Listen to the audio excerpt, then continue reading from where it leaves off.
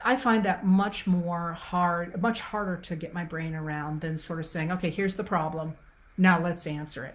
And that's precisely, of course, what happened in the 1850s when all of a sudden people woke up and went, wait a minute here. We're not looking at a law here and a law here and a law here and a law here. We're looking at a small group of enslavers, of elite enslavers in the American South who are trying to overthrow the government. And once people understood that, that's when you got the realignments of the Republican Party, where, and this is why Lincoln gave his House Divided speech, where he said, you know what, it looked like a bunch of different carpenters, working on one thing or another. And now we see they've constructed a house, and that house is a house of enslavement. He used the word slavery.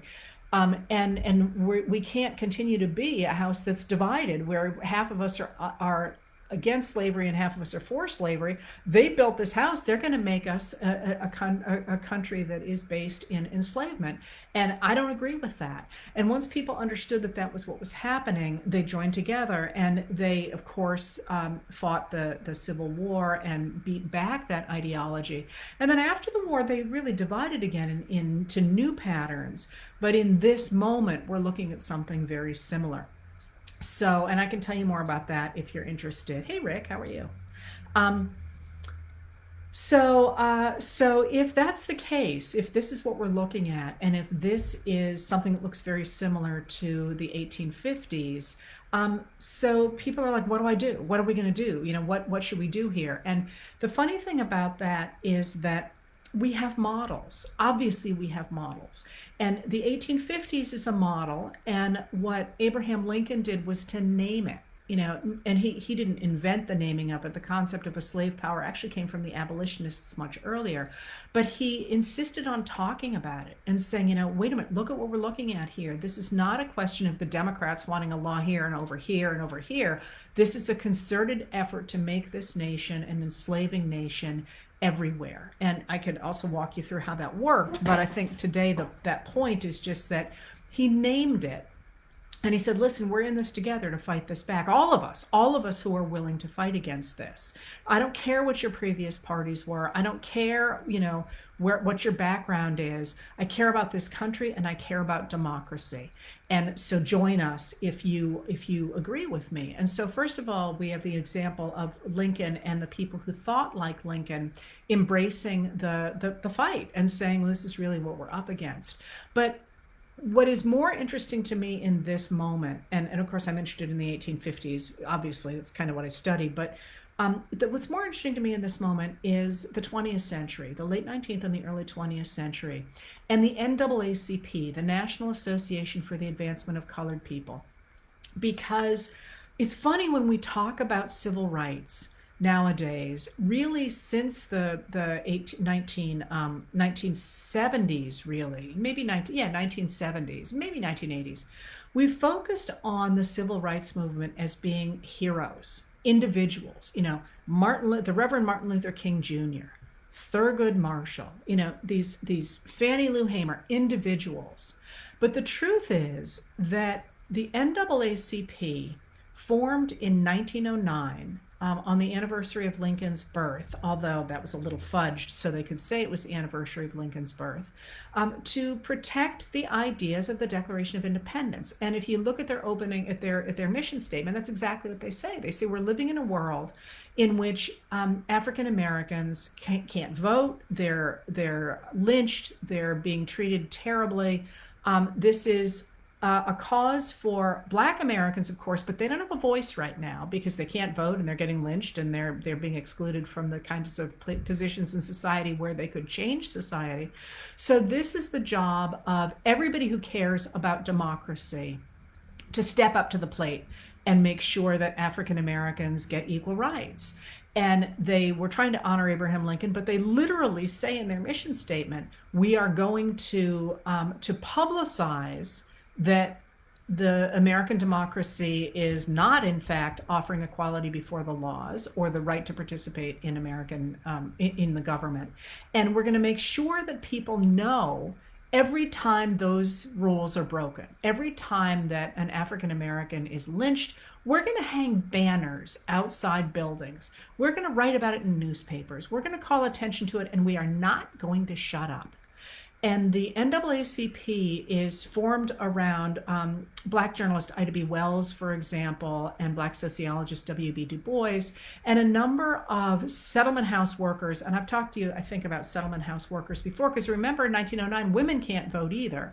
And settlement house workers tended to be middle to upper class white women who worked in the cities trying to file off the sharp edges of industrialization and recreate communities within urban society, especially in immigrant communities, and with reformers and socialist reformers, both immigrants and actually one of the key organizers of the NAACP is the grandson of an enslaver.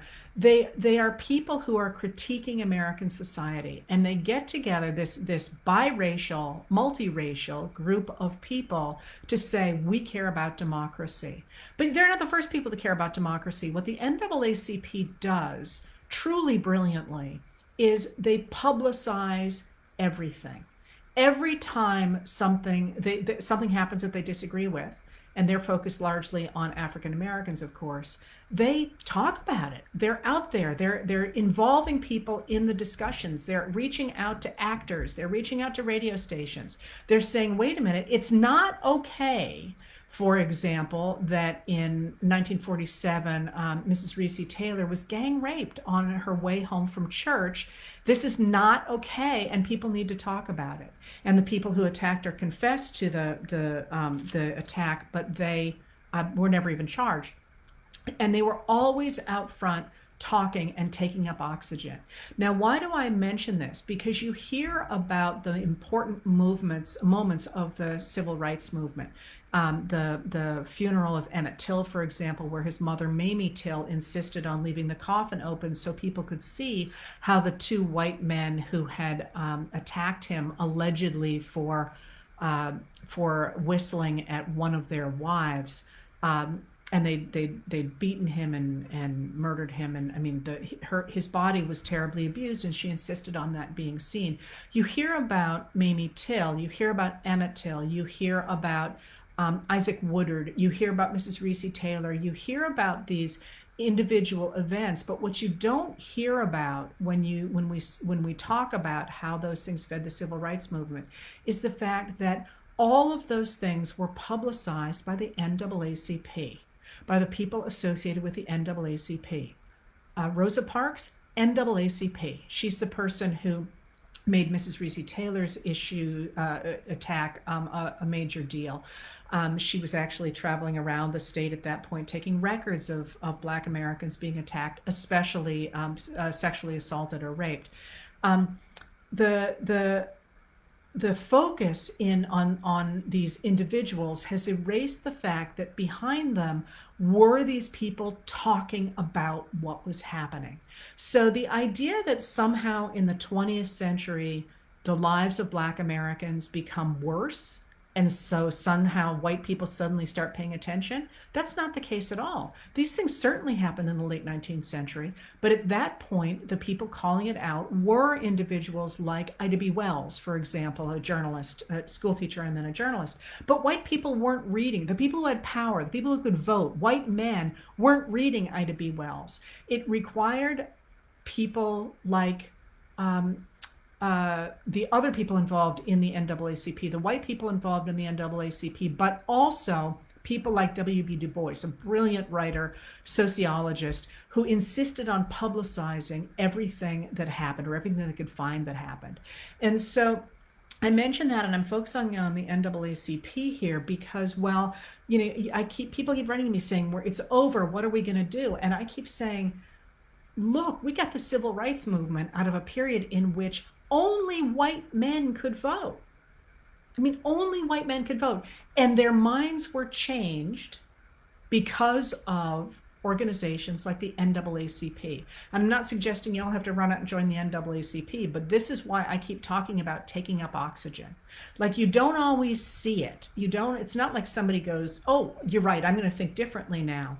But changing the public conversation, insisting on calling attention to Breonna Taylor, for example, Heather Heyer, what's happening with voting laws in a number of southern states, calling attention to those things and repeatedly saying this is not okay, this is not democracy. And what I care about is democracy is a way to make reforming our society inclusive so that people who might say, listen, I don't care what happened to some 20-year-old kid in St. Louis, to say, wait a minute, you do care, because if the police can issue a no-knock warrant and go shoot somebody in their beds, you are going to lose rights as well. And that's, I think, really important to keep hammering on, and to recognize that nobody is powerless in this country. Some of us have more power than others, but take up oxygen, talk about things, put them out there. And, there's all sorts of other things people can do as well, and that I may or may not talk about today. But the way that authoritarians take power is by people people obeying in advance. Great place to look right now is Israel, which is pushing back against Netanyahu's attempt the new right-wing leader attempt to take over the government. And people are in the streets peacefully, constantly, and talking about it and feeding it all through the newspapers. And again, that's not going to change the opinions of certain politicians at all, but it is going to change the way the next generation of politicians thinks, not even generation, the next set of politicians. And so taking up oxygen and insisting on not giving up your power in advance is crucial in this moment. It really is. All right, so when I write about things that are upsetting, I do it because I'm trying, to me, if you understand a problem, it's way easier to face it. And all of us can face it by speaking up. Not necessarily in general, but go ahead and call everybody you can think of about Social Security payments, if that's your thing, or about school lunches, or about immigration, or whatever. Speak up, because that's what a democracy is. And I'm going to tell you a little bit more about some of the things that have happened that suggest that it's working. Let me go on those to some other things that you asked about, and I'll come back to that. All right, so you've asked a lot of questions about the debt ceiling. And the debt ceiling is, this crisis that is happening right now, and I'm going to lay it out very quickly once again so that people understand there's a difference between the debt ceiling and the debt. They both start with D's, that's about it, and they have something to do with money. The debt ceiling is an artificial law that is a holdover from, I think it's 1917. It's the World War I era, because until then, Congress had decided itself what debt instruments to use. So if it needed to raise money for the Civil War, for example, Congress would have to argue about what kind of debt they were going to have. How long would it take to mature the bonds? What kind of interest would they pay? All that kind of stuff, which was fine until World War I. And when World War I hit and the prices just shot through the roof day after day after day, Congress said, we're wasting our time talking about how we're going to raise debt. So we're just going to say to the Treasury, you can raise X amount of money, and then if that's not enough, come back to us and we will raise it more, or we will rethink how we're going to continue to fund, whether or not we're going to continue to fund this war. It was not a problem until after 1974, when we get a different kind of budget act. I'm not going to go into all the contours of that, but the Republicans have started to use it as a weapon, as holding the government hostage, saying you can't raise any more money unless you do exactly what we say, because they know that they can't get what they want, the cuts that they want, through the normal means of legislation, because people don't like what they want to do and they don't have the numbers. So they're essentially holding a gun to the head of the country, saying, we're not going to let you raise money to pay the debts that we have already incurred. This is debts that already exist. So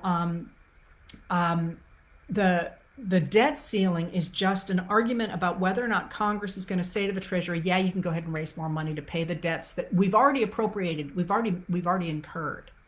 The budget is the amount of money that the country spends in a year. Now, the debt ceiling has to be paid. If we hit the debt ceiling and we don't pay our debt, we will go into default, and the entire world economy is going to hell in a handbasket. Millions of jobs lost in the US alone. Say goodbye to your 401ks. I mean, it's going to be just an incredible disaster. I'll come back to that in a minute. The budget is negotiated. That's what one does. The president by law has to put forward a budget in February or early March, and usually the president asks for everything because that's what you do, and then Congress comes back and says, well, no, in fact, you can't have gumdrops on every tree, and comes up with its budget, and then they negotiate. That's how it's done. That's how it's supposed to be done. And it's kind of cool, actually. It's interesting. This year, Biden put forward a budget that asked for, that basically not just asked for things, it laid out his vision of American society. So it funded it funded everything, school lunches, child care, elder care, whatever, the kind of society that he has been advocating. Did I say climate change? And it also said, we're going to start raising taxes on the very wealthy. Now, interestingly, he did not actually raise them above what they had been before the Trump tax cuts of 2017. He did it just 1 point below them. Maybe it's half a point. But so he's saying, we're going to pay. And his budget actually reduces the deficit. It brings down the deficit a lot, and the deficit is a difference between how much money the government brings in versus how much it pays out. And he's brought it down quite a lot already in the last 2 years, and it's going to bring it down quite a bit more. I think he's brought it down 1.7 trillion, and his budget calls for bringing it down 3 trillion more. I don't remember. And those numbers might very well be wrong, so correct them in the chat if you want to. But so he was giving a blueprint that said, hey, listen, we got to stop giving tax breaks to the very wealthy, and we got to start funding stuff that matters to the country. And the funding program of things like the CHIPS Act and the Inflation Reduction Act has actually done an amazing job at bringing private investment back to the country, so that we actually are producing chips, for example, again, and supply chains and all kinds of things that we had been missing. And he's like, look, it works. So let's go ahead and do this. This is why Kevin McCarthy was furious about that budget, but he can't come up with a counter budget because he's trying to deal with his far right conference, the Freedom Caucus, which says we're not going to agree to anything. There's going to be no tax raises, and we're certainly not going to agree to things like school lunches. So the budget is what theoretically they're negotiating now. Both sides have said we're not going to actually hit the debt. We're going to go ahead and fund the debt ceiling, and that's important. I'll come back to that in a minute.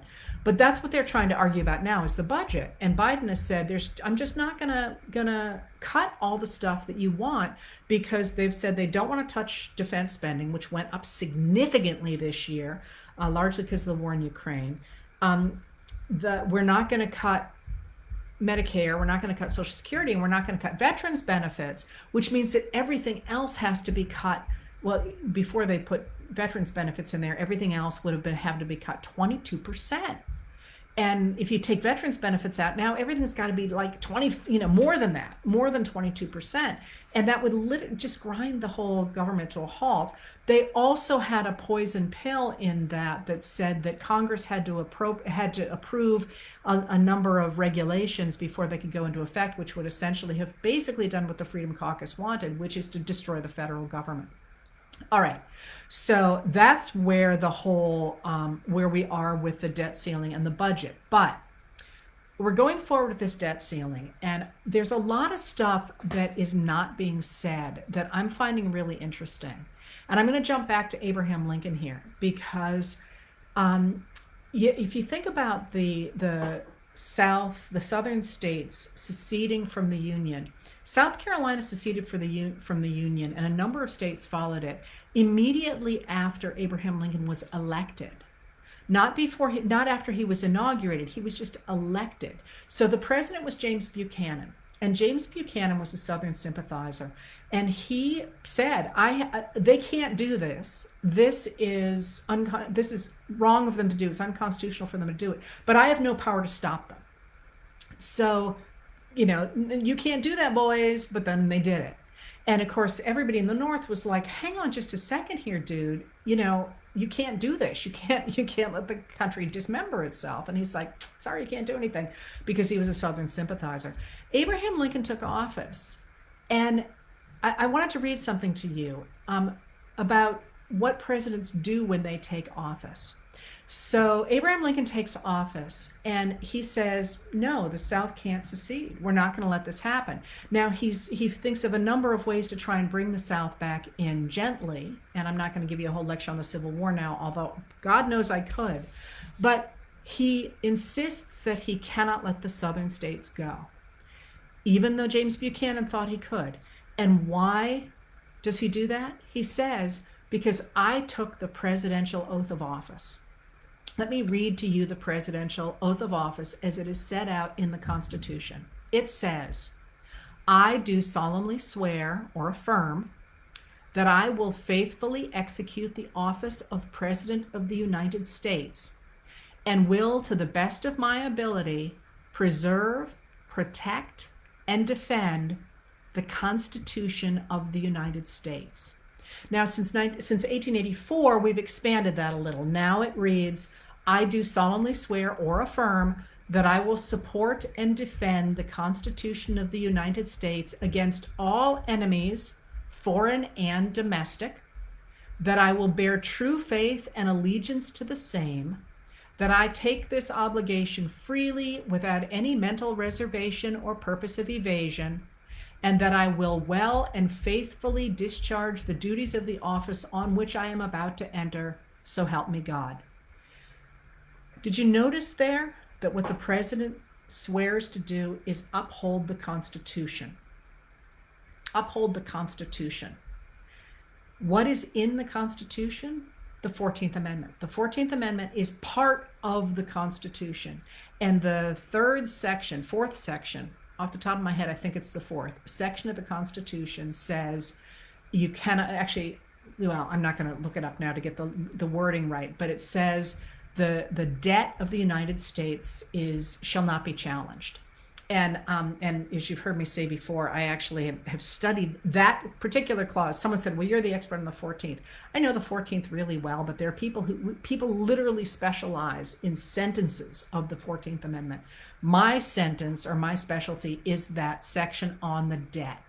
And that section on the debt was included in the 14th Amendment precisely because in 1866, when that was written, when the 14th Amendment was written, it's not ratified until 68, but it's written in 66.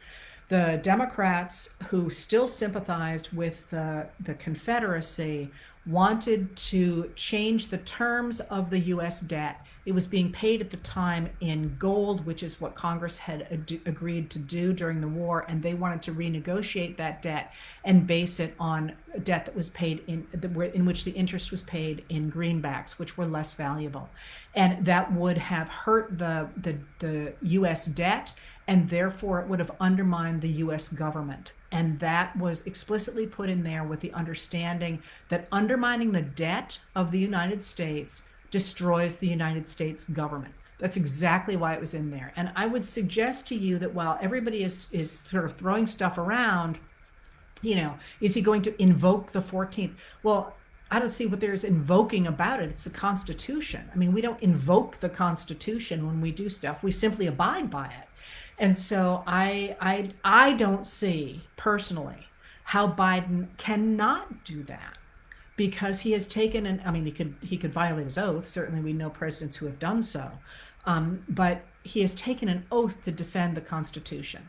So I don't see honestly how he gets around that any more than Abraham Lincoln did. We'll see, but I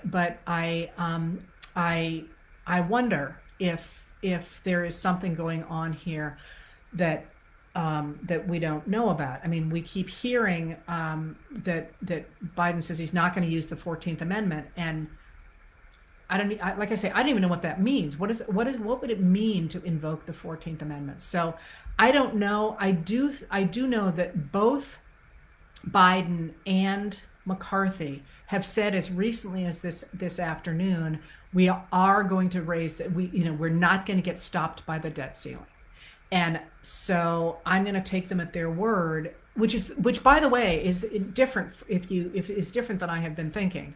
I have thought for a while now that this is very serious, and that the right wing was going to destroy the country, and I still think they would like to, but if I were Biden, I would rather take a chance on my oath to defend the Constitution than I would like to take a chance on the Freedom Caucus. So we'll see.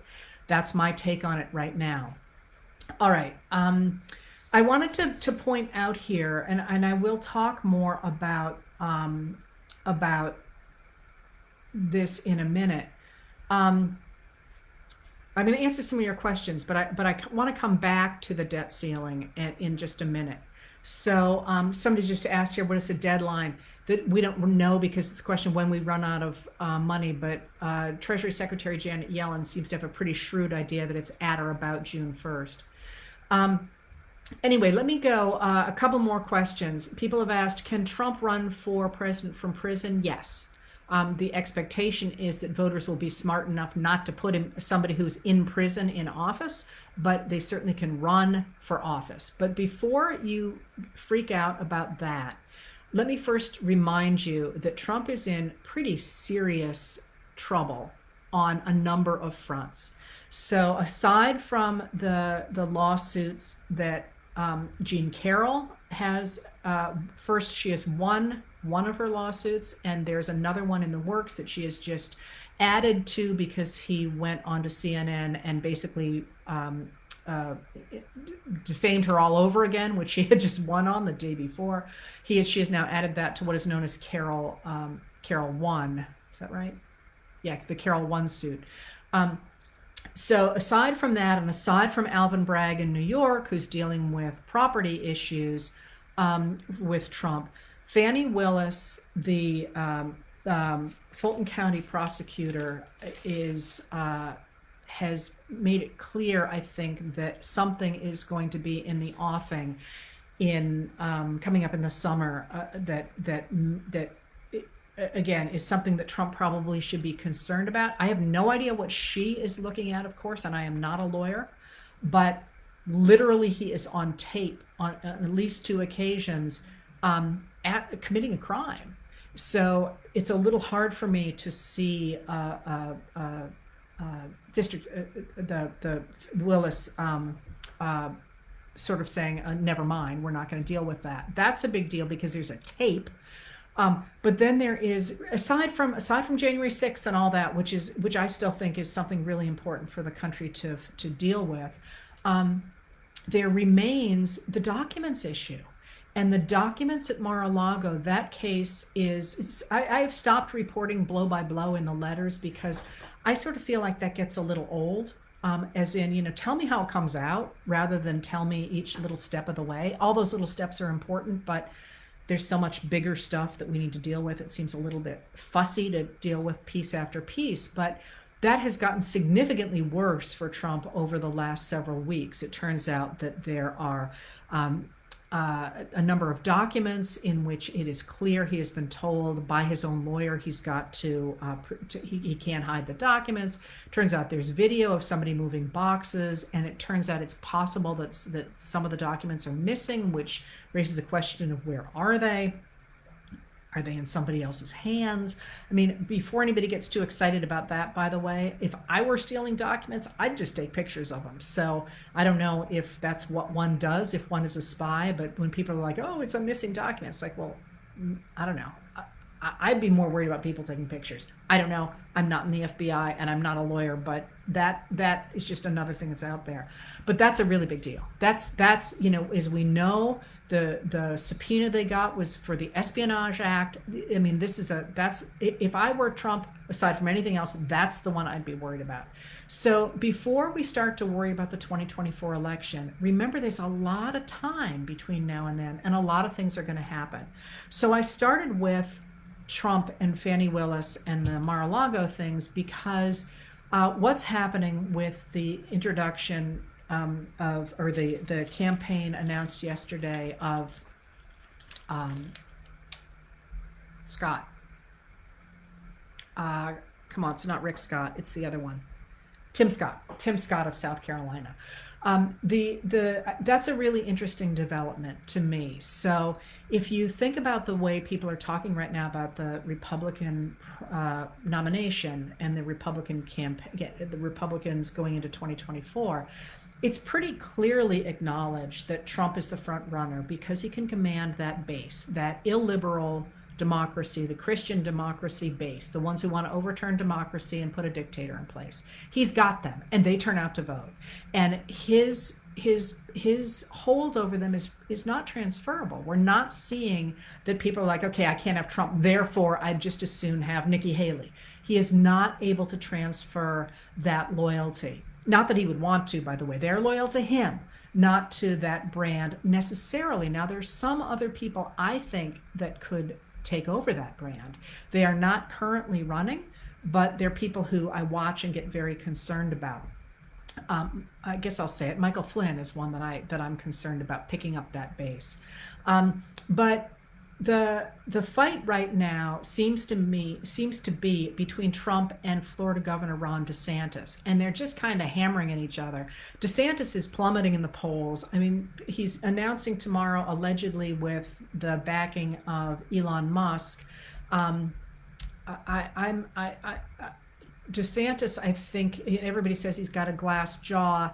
I could be wrong for sure, but it just looks to me like those two are duking it out, and somebody like Tim Scott is staying behind and actually offering quite a different campaign. It's a much sunnier, much more hopeful kind of campaign than those two are fighting, that anti-democratic fight, that their base that they are fighting to maintain control over.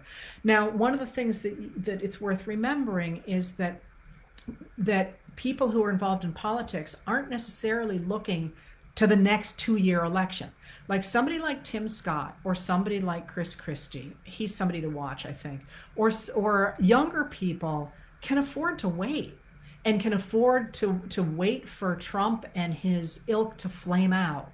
And one of the things that you're seeing right now is people who are good candidates refusing to enter the race this year because they don't want to be riding on Trump's coattails, because Trump has never been able to transfer his popularity down the ticket. Look at what happened to the people he backed in 2022. Most of them lost. And so he got away with packing state legislatures, and both while he was in office and afterward, but he hasn't really been able to translate that at a national level.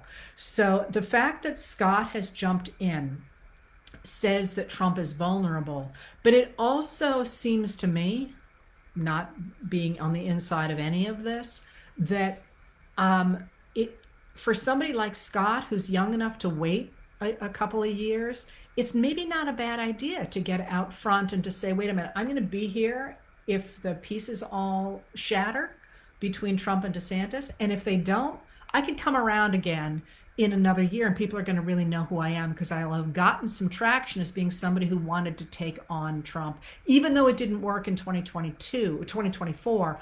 But other people are staying out of the race so far. Chris Sununu in New Hampshire, for example. Other people who are like, I don't want to be any part of this because it's going down in flames and I want to stay clean. And that, frankly, I said this to somebody years ago, when they asked what I thought the best move was for Republicans. And I said to hide under the desk, because you don't want to be associated with this. Even if you agree with it, if you hope to have a political career, this is not the kind of thing that's got long legs. So I think it's worth, before anybody panics about, not that these people aren't dangerous, and they certainly are causing an enormous amount of harm right now, but there are reasons to look at the way that Republicans are behaving to say that maybe they're a little concerned about stuff. All right, so and again, speak up. You know, the you don't like Tim Scott, speak up about it, talk about him, get these people out and get them vetted, because that's really what it's going to make people wake up and pay attention to what's going on around them.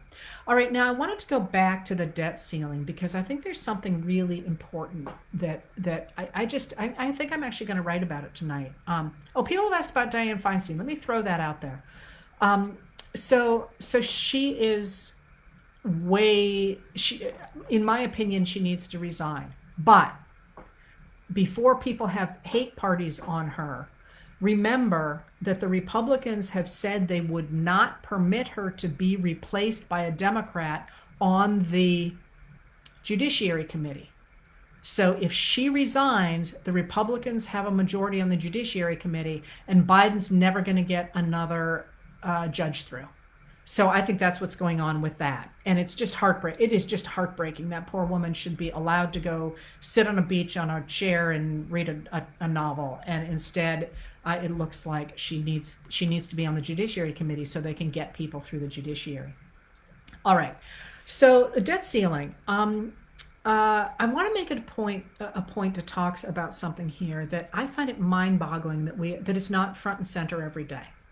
And that is the idea that somehow we should continue to cut taxes all the time because, according to the people who believe in that, the Republicans who have insisted that that would promote growth, and that's, of course, the argument beginning with the Reagan campaign in 1980. And if you remember, in that campaign, even George H.W. Bush, who was also running in that primary, kept calling it voodoo economics because he kept saying it does not work. You can't cut taxes and have the government make more money. Because what the argument was behind the idea of supply side economics and tax cuts was that if you cut taxes, it would put so much money up among the wealthy people, they would invest in the economy and the economy would grow miraculously big. And so the lower taxes would produce more income than the higher taxes had done.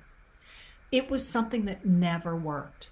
And if you look at what's happened to our society since 1981, since Reagan's first set of tax cuts, money has moved dramatically upward in our society. So that the people at the very, very top, the less than 1%, I'm not going to get the numbers in front of me, but have way more than they had back before those tax cuts began in 81.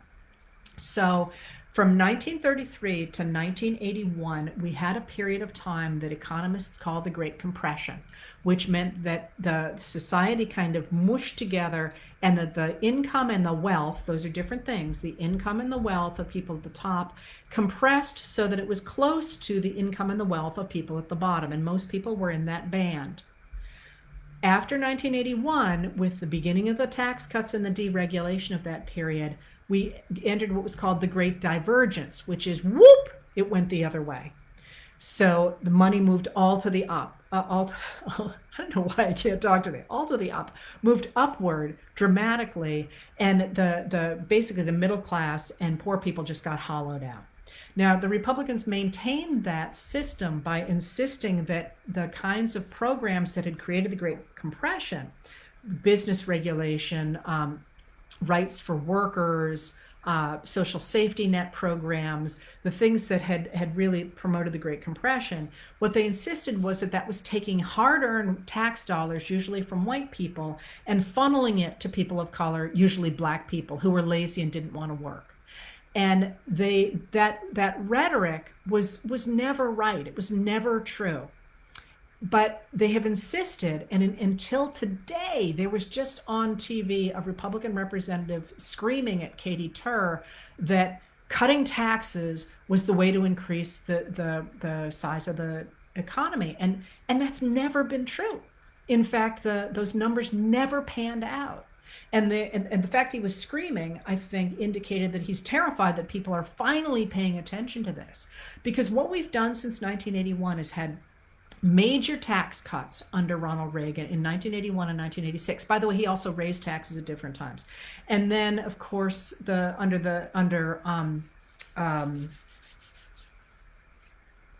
George H.W. Bush, who followed Reagan, he tried to claw back some of the tax cuts because the deficit had tripled during Reagan's term, and he was terrified of that. So he started to claw that back. And if you remember, that's when the far right of the Republican Party, like under Newt Gingrich, turned on him and basically made sure he didn't get reelected.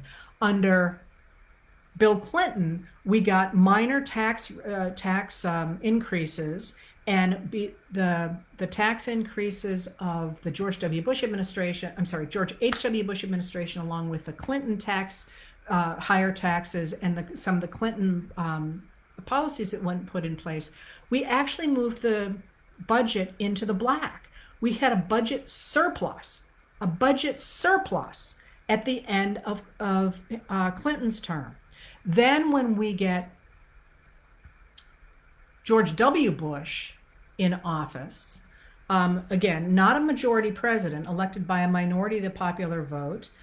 Once we get him in office, even before he takes office, he puts forward an argument for a budget that cuts taxes so he can slash all the stuff that Clinton had done.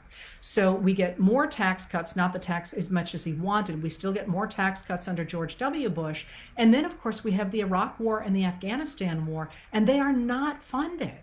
He does not raise taxes to pay for those wars. Okay, then we get Obama in office, and Obama tries to clean stuff up and tries to put the economy back together. And then we get Trump.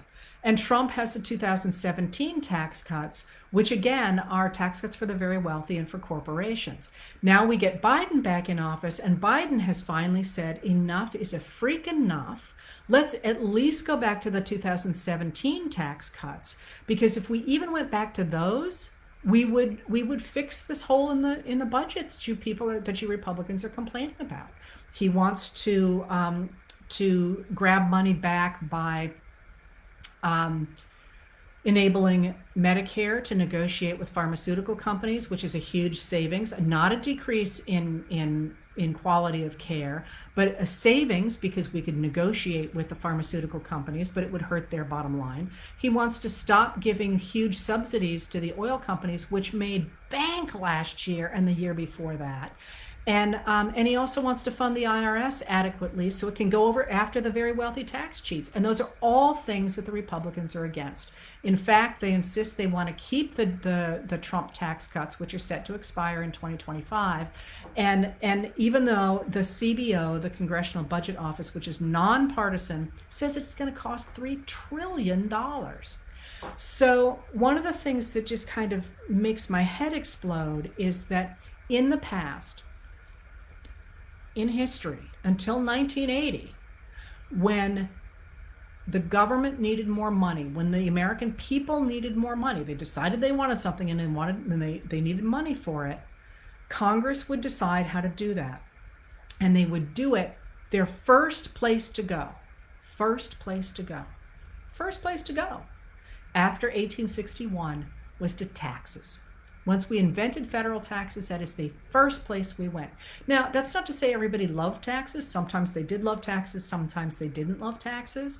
But the idea that our Congress will refuse to even talk about raising taxes, that somehow we are not talking about raising taxes, when we've had over the last 40 years this extraordinary upward push of basically our money, if we got all those taxes back, even to the numbers in the Reagan era, or even to the numbers in the George W. Bush era, or even to the numbers in the Trump era. But if we went all the way back to Reagan, we would pay off everything instantly. I mean, it's real, not instantly, that was an exaggeration, but very, very quickly. And the only people who really benefited from that are a very small group of very, very, very wealthy people.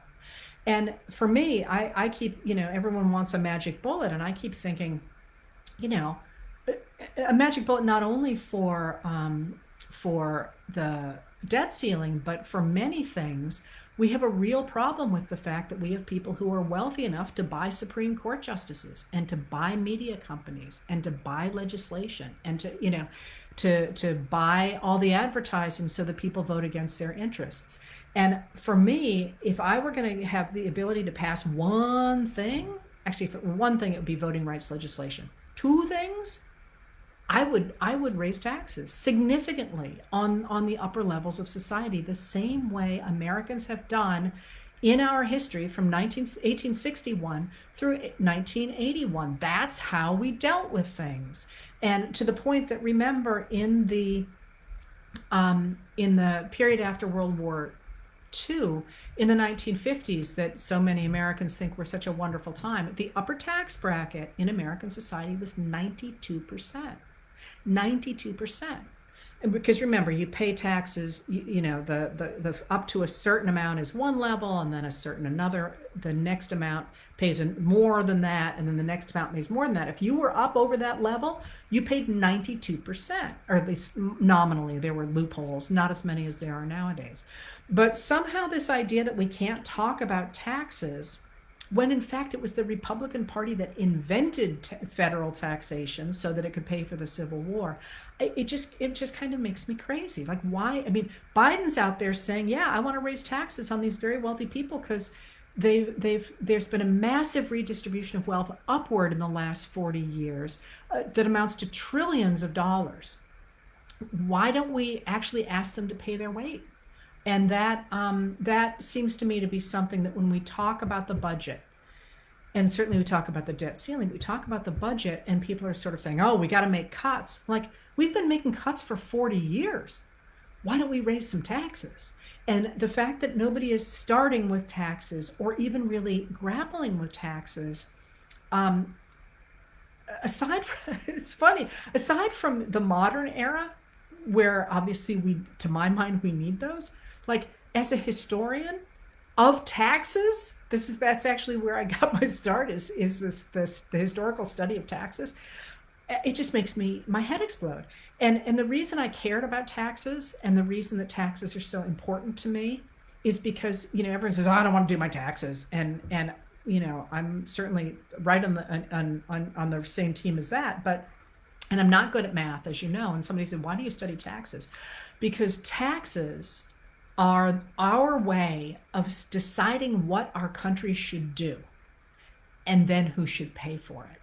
So when we are saying no new taxes, we're going to get rid of all taxes, what we are literally saying is we don't want the federal government to do anything except make sure that rich people get everything. And that is exactly the position that the enslavers took in the 1850s. That is exactly the position. And the fact that we are still here in 2023 just makes my head explode.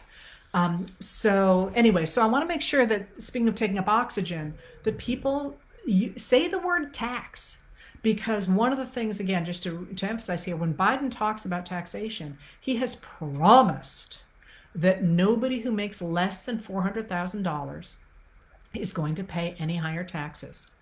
That might not sound like a lot to everybody, but $400,000 seems like a lot of money to have protected from tax increases. And if you're making over $400,000 a year, I feel like a tax increase is the least of your worries, right? Like, so, you might have a different opinion about that, but that feels okay to me. It really does. And if Exxon's got to pay more money, or Bill Gates has got to pay more money, or Elon Musk has got to pay more money, I'm here for it personally. All right. Again, so there's something here. Let me say reiterate this one more time. And that is, when I talk about taking up oxygen, like I started out talking about the NAACP, somebody actually said this to me, a journalist said this to me recently, said, why, you talk so much about democracy and things like taxes and all that. Why doesn't Biden and why doesn't the administration talk about it? They talk about it every single day, because I read them every single day. They give speeches, they give statements, they give press conferences, they do all this stuff. It is not getting reported. So if you care about it, tell people about it, talk about it. And again, I feel like taxes are now, nobody will talk about them. And I'm like, why shouldn't people who make a lot of money pay more for all the things that we have in this society? And there's a lot, I should do a whole lecture on these things on taxes, because I actually care a lot about taxes and what they say and how they work and all that. Anyway, I wanted to say one more thing about Biden before I wrap up around here, I want to point out one of the things that is really interesting to me, and I'm just now focusing on it and learning about it. Biden and his Secretary of State Antony Blinken from day one talked about protecting democracy and focusing on democracy overseas as well as at home, because the two go hand in hand. But they've also developed something else that I'm starting to wrap my head around that I think is just a really interesting development. I don't know if it's right or not. I don't know, but it's really interesting. And that is, I'm sorry, they're definitely doing it, but I'm not sure it's the right answer or not, but it's worth grappling with. Because what they seem to be trying to do, and I'm focusing largely on the Indo-Pacific, which, as you can tell, I've gotten obsessed with. And if you read me, you should thank me for not going in extreme depth last night into the Pacific Islands Forum, because I went down a rabbit hole on Tuvalu, which is one of the nations that is involved in that forum. And Tuvalu is actually a really cool nation, but I figured there were too many island names and people would sort of get turned off by all those things. So anyway, I've gotten obsessed with the Indo-Pacific, and they seem to be trying to create, in sort of, not to say we're going to have superpowers, or not to say we're going to have a few powers that run everything, but to say we're going to try and get all the countries in a region together, even though they have different governments and even though they have different religions and all that, to solve their own problems. And the US is involved in a lot of those. It's involved in the Pacific, for example, because they're making a big point about the fact that the US is a Pacific nation. But if you look at what's happening in Latin America, they seem to be doing the same thing in Latin America. Over immigration, instead of saying, hey, this is a US problem, saying this is actually a regional problem. We're part of this region. We need to have immigration centers, that's not the word for them, I'm sorry, in different countries around Latin America. We need to be working on these problems together as groups.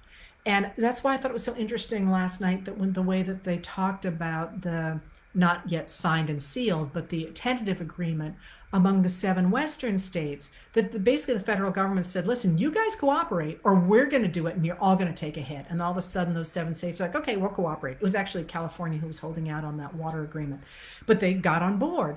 So I just think that idea of regionalism is, to me anyway, the little I know about it, a really interesting and new way of looking at global developments.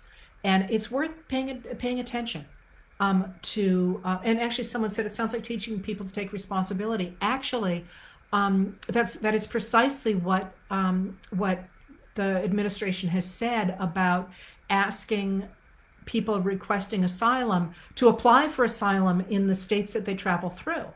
They might not get it, but they will have those states will have had to take responsibility for them, at least in the short term. That's how they talk about it. I'm not suggesting that I have an opinion about that or that I can have any tools to analyze that myself, but that is the way that the administration is talking about it. So I just think that's a really interesting development to pay attention to. Coming from, the different ways that we have thought about foreign affairs in our history. In the 19th century, literally the United States was embracing the idea that, hey, if you could take over a country, go for it. And now, of course, we're standing against that. And I'm, as I say, sort of obsessed these days with foreign affairs. And I just think that's a really interesting development. All right. So I wanted to give you one more thing, and that is that a lot of people have expressed frustration that we still seem to be in the position we're in, even though Biden's been in office for 2 years. And I want to emphasize that Biden's only been in office for 2 years. So, and he no longer has a cooperative House of Representatives. In fact, the last 2 years have been transformative. They have invested in our economy in new and exciting ways. We have changed our entire way of interacting with the world. The economy is doing phenomenally well. Unemployment is low as it's been since 1969. Black unemployment is the lowest it's been in our history.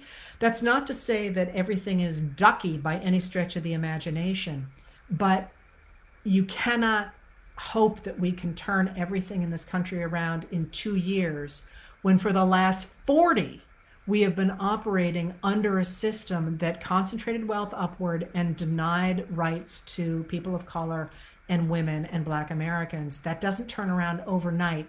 The ship is turning, though. So have faith and speak up, because that's how we keep that turn going.